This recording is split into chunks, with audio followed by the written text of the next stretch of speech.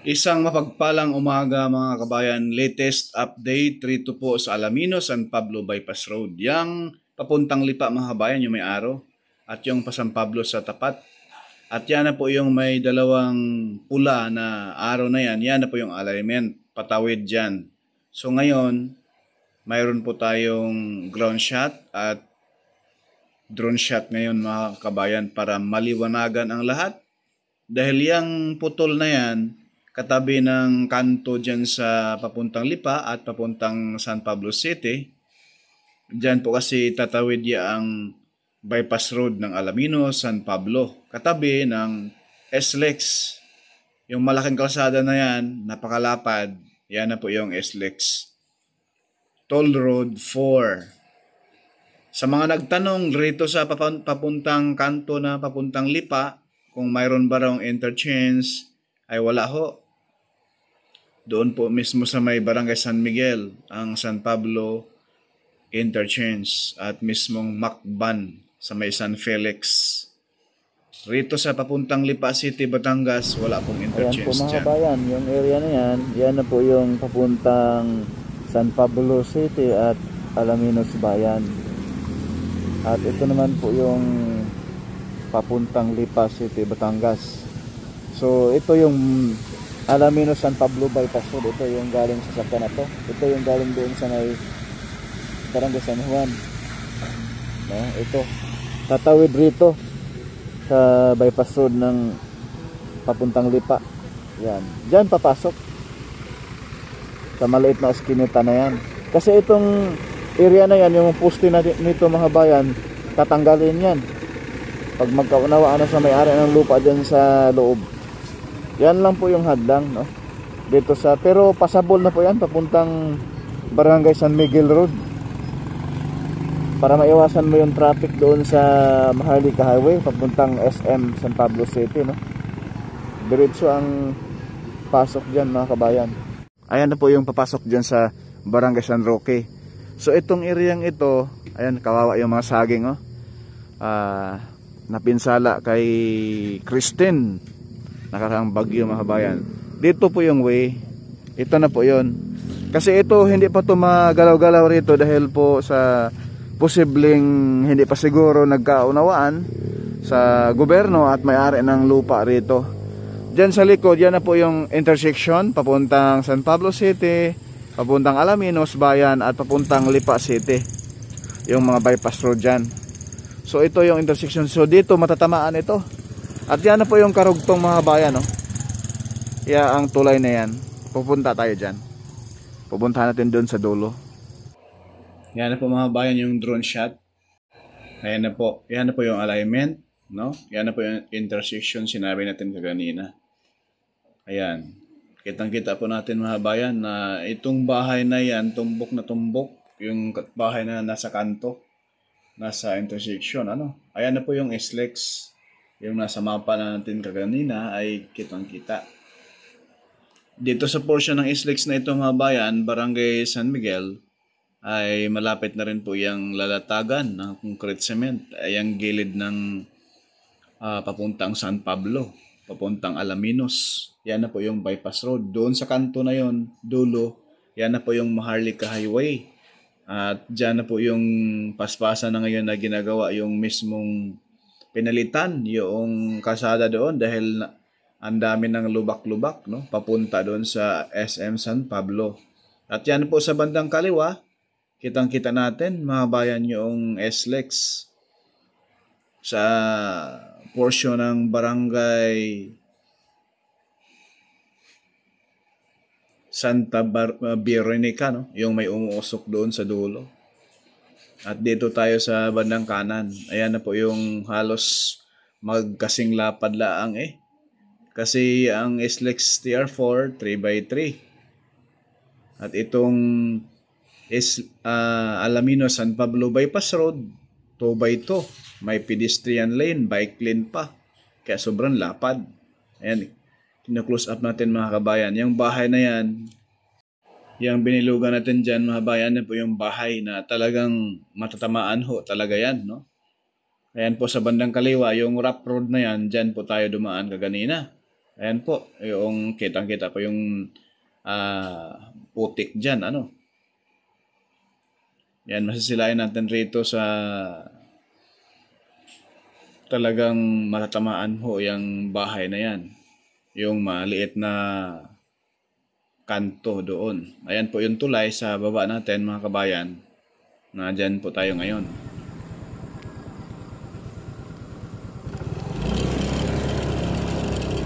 Let's go!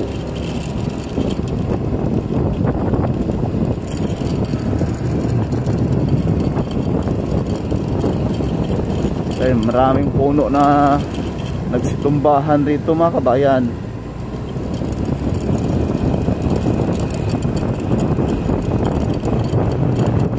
Ayan na, umpisa na pagtanggal yung mga lupa rito, mga punong kahoy oh. Kasi ito mga bayan, malapit na itong bypass road na ito magano, ay dugtong sa Maharlika Highway. Ayan yung mga kabahayan dyan, pass out, yung mga saging oh.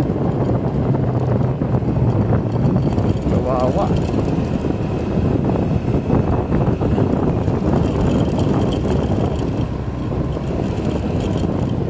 Yun oh, semento. Ayan, pwede na. Ayan po mga bayan oh. Yung mga heavy equipment pwede na dumaan rito. Yung ayan, yung sasakyan. Pasabol naman po mga bayan ito. Dito sa area ng Barangay San Agustin, ito ay ang inuna nila paggawa itong gilid. Ayan oh. Yung gilid ang inuna nila paggawa. Ayan oh. Sa gilid. Yan. Dati nung ano pa, hindi pa natin inano to. Hindi pa na gawa. So yung kabilang side naman ang gagawin. So dito kahit hindi pa simento natapos mga bayan, pwede siya makadaan hanggang doon na po sa mismong Barangay San Miguel area. Ayan, ito po may ano siya sa gilid. Pedestrian lane. Yan, kagandahan dito mga bayan oh. Sa nakaraang bagyo kasi ayan po yung mga punong saging oh. Kawawa eh.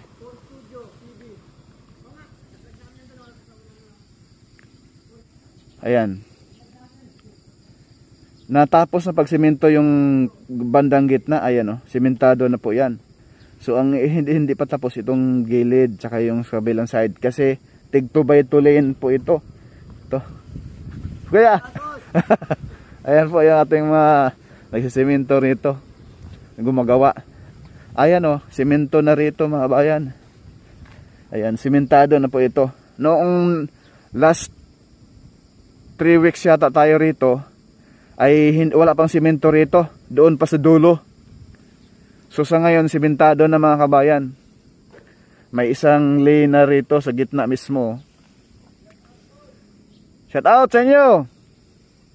Ayan, simentado na po yan. Ayan po. Yan, simentado na hanggang doon.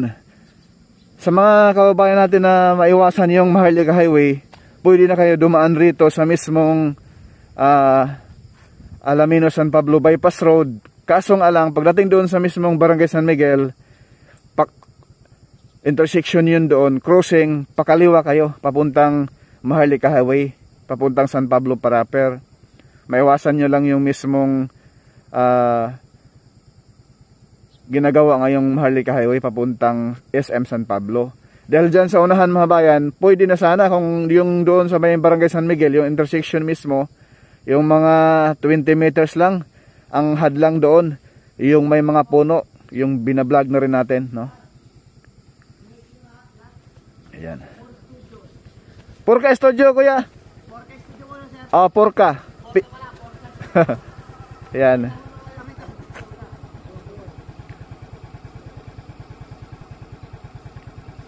Okay, kuya, salamat. Thank you.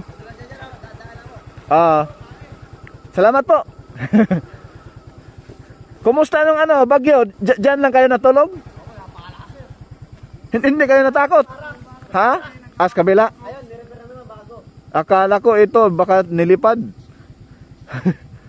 Kakatakot. Kita nyo mga saging, oh, tumbahan. Kuya, salamat. Ingat kayo. No? God bless. Ayan po. Ayan po mga bayan. Nakita naman yung nasaging, oh. Grabe ang nasaging pala, oh. Putol. Yan. Grabe. Ang lakas talaga ng hangin. Ayan, oh. Yan. Lahat ng saging na yan mga bayan was out. Kaya ang laking damage dito sa mismong area ng San Pablo City, no? Ayan. Pero dito, pasabol na po ng sasakyan, ha? Pwede na kayong dumaan rito. Dito sa kabilang side, simentado na rin. So, diretso tayo doon sa may Barangay San Miguel.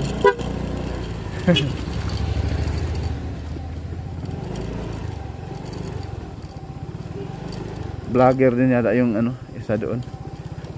Ayan, diretso tayo. Ayan yung simento mga bayan. Pwede na yung madapadaanan, no? Pero ngayon, pinapatigas pa talaga ng husto yan. Kaya ano muna, dito muna tayo sa putikan dadaan. Ayan po. Pero pwede na ito madaanan mga bayan, ha, ng mga sasakyan. Wala sanang putik ngayon dahil kagahapon mainit na. Umulan kagabi. Kaya ito na naman, Kalbaryo. Pero hindi naman masyadong putik mga bayan. Mas okay to kaysa nakaraan nung wala pang semento rin eh. Ayan, baka next week mga bayan pwede na makadaan rin eh. Ayan, baka pwede na madaanan tong semento na ito eh. Di po ba?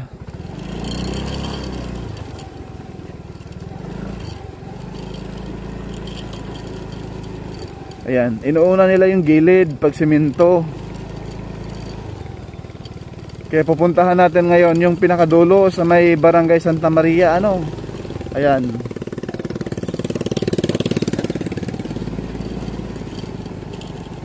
Ayan yung semento mga bayan sa gilid. Grabing damage rito eh. Ubos lahat ng saging eh. Ayan po. Pakita ko lang ho sa inyo mga kabayan yung purhis yung bagyong Christine. Ayan ay talaga naman. Ayan po mga bayan, oh. Ito na.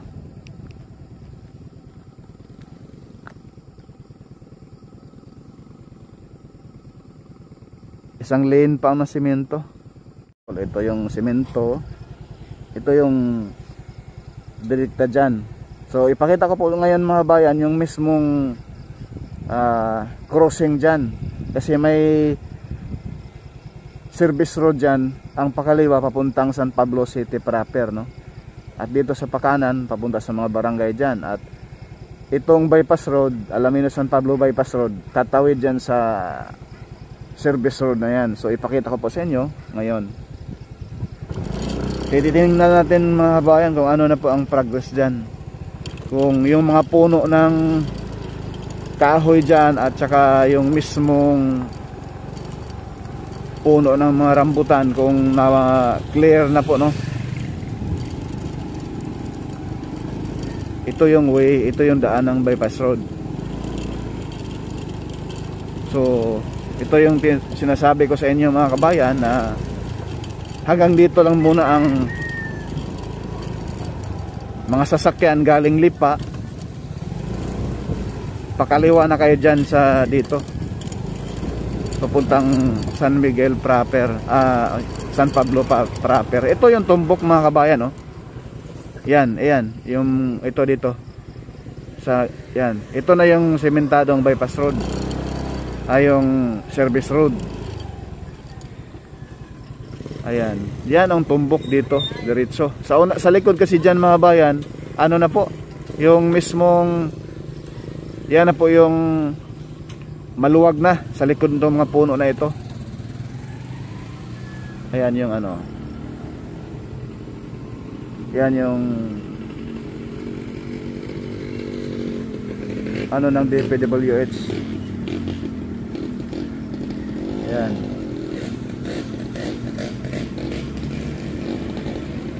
So ito yung tumbok. Kaya yung mga bahay rito yung mga may-ari ng bahay umalis na, at yung iba ginigiba na yung mga bahay nila kasi dito ang tama. Dito tatama mga bayan, ito sa area. Ito yung pagdating rito sa area ito mga bayan, kasi dito po hindi pa na-clear, hindi pa naputol yung mapunong kahoy. Pakaliwa na po kayo papuntang San Pablo City proper dito, kaliwa. Ayan. Dire-diretso lang. Doon sa unahan madaanan nyo yung San Pablo interchange ng SLEX. Tatawid kayo doon sa unahan sa mismong SLEX. Alignment ng SLEX TR4. Ay, ito po tumbok to eh. Ayan, dito tayo bumili ng rambutan. Ayan po. Hindi pa siya na mga bayan. Ayan, yung mga puno dyan, may mga marker na. May mga baga nilagyan na nila ng marker. Pakita ko po sa inyo ha. Itong pakaliwa papuntang San Pablo City yan. Dito naman pakanan sa mga barangay. So ipakita ko po sa inyo yung mga puno na may mga marker na. Next update natin, posibleng may mga putol ng rito. Ayan po mga kabayan marker Yung mga puno na puputulin, ayan, may mga marker na, ang dami. Ayan. Ayan So ngayon, try natin dumaan rito kung pwede makadaan. Yan, dito tagos, dito tatawid mismo. Yan, dito tumbok to. So itong poste na ito tanggal. Ito na yung Barangay San Miguel Road, mga kabayan. Dito tatawid. So ngayon, drone shot na tayo. Lipat na tayo rito sa mismong Barangay San Vicente, San Pablo City, Laguna. Dahil dito po mga kabayan, kaganina sinabi ko po na dadaan tayo doon sa mismong may mga puno doon. Kasi ang likod noon, yun na po yung tulay na ginagawa na po sa ngayon. Yung umapaw yung tubig doon. Tapos ang problema, hindi kaya yung putik. Talagang lulubog yung motor natin. So ito na yung pinakadulo. Ito na yung Barangay San Vicente, San Pablo City, Laguna. Ayan po, yung hindi pa nasementuhan itong isang block bandang kaliwa. Pero itong kanan, tapos na. No? Siguro kung hindi dumating si Kristen, ay sigurado ay ito'y tapos na. O di kaya nagbuhos ngayon. So, ayan po mga bayan, napakalaking good news. Nakakatuwa naman. Ito na po yung solusyon sa matagal ng dekadang traffic sa syudad ng San Pablo City, Ayan. Kita nyo naman yan mga kabayan. Sa bandang kanan. Sinemento na po yung dikit na po doon sa Maharlika Highway. Ayan po, yung mga sasakyan na dumaan dyan, yan na po yung Maharlika Highway, mga kabayan. Yung pakanan dyan, papuntang Tiaong, papuntang Lucena, papuntang Visayas, Mindanao. At yung pakaliwa, pa San Pablo City mismo proper, at papuntang Maynila. So ngayon, hindi ko po masabi kung baka ngayong second week ng November, basta wala lang kung maganda lang panahon or wala na namang bagyo sana. Kaso mayroon na namang nakabuntot na low pressure mga kabayan. Kainis. Yan po kasi ang isa rin sa nakakapag-antala sa mga project ng ating gobyerno, yung mga bagyo na yan, yung tag-ulan na yan, Pero pag walang ulan ito, second week ng November, tapos to mga kabayan. Ayan po, masisilayan ninyo yung sementado na. Yung isang lane na iyan. Kulay puti na yan mga kabayan. Yan na po yung Maharlika Highway sa ating gilid. Ito na po yung ating drone ngayon mga kabayan. Muntik pa madisgrasya. Sumabit sa puno ng niyog. Buti na lang nakalipad pa siya, no? Pero abang-abangan po ninyo mga kabayan dahil tayo ay mangutang tayo ng drone na pang long distance. Kayang umabot ng 20 kilometers, no? Para mag-drone shot tayo mula rito hanggang doon sa mismong Alaminos kung saan nag-start ang bypass road na ito. So ito kasi yung pinakadulo, Barangay San Vicente, San Pablo City, Laguna, no? Shout out po dyan sa mga biyahero dyan. Pakiusap naman po, wag po tayong mag-skip sa ads, ano? At sana po ay mag-subscribe na po tayo. Napakalaking tulong na po yan ni Purka Studio mga kabayan. Wag nyo na lang akong bigyan ng pamasko. Mag-subscribe na lang kayo at mag-like at mag-share sa ating mga uploads, no? Sa araw ng linggo. October 27 ngayon mga kabayan. Huwag nyo naman pong ipagkait ang pag-subscribe at hindi pag-skip sa ads sa ating mga videos, no? Maraming salamat po and God bless po sa ating lahat. At tayo po ay nakikiramay sa ating mga kabayan na nasalanta ng baha doon sa Bicol. At may masakla pa ay mayroong isang pamilya na nalunod, no? May mga bata. Talagang sobrang nakakaawa po mga kabayan. Sana po tayo po ay magtulungan, no? Huwag po tayo maghihilahan. Dahil mayroon pong nag-message sa atin mga kabayan, nag-vlog po kasi tayo doon sa Calax, huwag na daw sana akong mag-vlog doon sa Calax. Dahil mayroon daw nag-vlog doon. Tayong vlogger kahit sino pwedeng i-vlog natin. Basta ang katotohanan laang. Hindi po tayo nangunguha ng video. Yung iba dyan, nangunguha ng video ni Purka Studio. Sana naman po ay makonsensya naman kayo. Dahil bago ko po mapuntahan itong lugar mga kabayan, halos madaling araw pa tayo umalis doon sa Santa Rosa, Laguna.